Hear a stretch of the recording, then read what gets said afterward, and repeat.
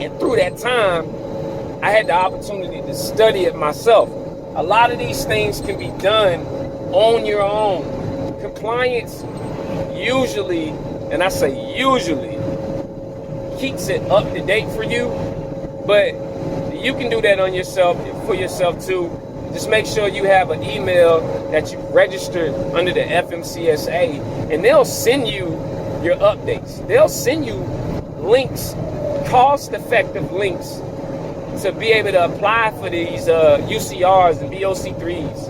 And it's way less than what the compliance company is charging. It's way less than U.S. Compliance charged me. And I'm not upset with U.S. Compliance for charging me that, because at the time, I didn't know. But anybody that, that usually pays for the consultation or pay for my service, I can really, show you how to navigate through that system in an easier form.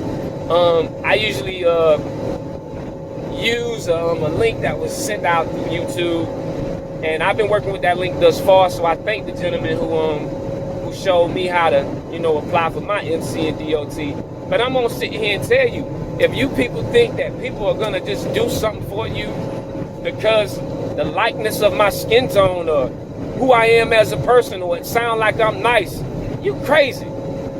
You crazy. People, it takes time to work with people. And that time requires money. And if I take out the time to make sure that you're going to be successful, the last thing I need is somebody telling me what somebody told them. I had another guy, ain't gonna call his name, work with him hand by hand to get a truck. Matter of fact, it was 3 people like this. Hand by hand to get a truck. Hey, Mr. Trapp, can you tell me what you did to get your truck? Can you tell me what I shouldn't do? And I went as far as to showing the man how to make a sign for your truck so that you can get in the car, so that you don't be spending these extra dollars, so that you can hurry up and make some money and get some money back from your investment. That's what I tried to do. The first thing I did was, I knew his authority was new. Typically, you're going to book your first load with TQL with new authority.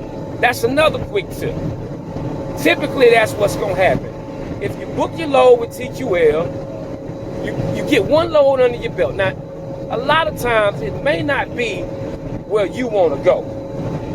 It may not be where you, maybe you want, I got 268 miles. It may not be where you want to go, but it get the ball rolling. And so what's crazy is, this guy go gets his truck, and the first thing he did when he got in the truck, I hear him at the, where he picking his truck up, I hear him trying to, figure out if he pushing the knob in, and hey, he say, Mr. Trapp, what's this yellow knob? Am I supposed to pull this out or push this in? I say, oh Lord, you don't even know what to do with the truck. And so now you take what he told me the day before, and then I say, well, listen, man, what you need to do is familiarize yourself with that truck. Go to an open space where you can figure out how to park, how to back it up to get comfortable with it. Now, he said, okay. And so the very next day, I had this on my mind. Now, mind you, we in a 26,000 pound truck, 16,000 without the weight, roughly. And you don't really know how to drive it. You ain't never drove no moving truck. You ain't never had your CDL. You ain't had none of that to be able to say, you can go get a load today or tomorrow. Now, all I know is you need your license. This is a non-CDL operational truck. But if you haven't given yourself a test drive, and you ain't took it around the neighborhood, and you don't understand what clearances is, man, don't be in such a rush to go get no load. Yo, man, listen, this other people's life on the line in these trucks. You putting somebody else in danger if you jumping in that truck and you don't know what you're doing.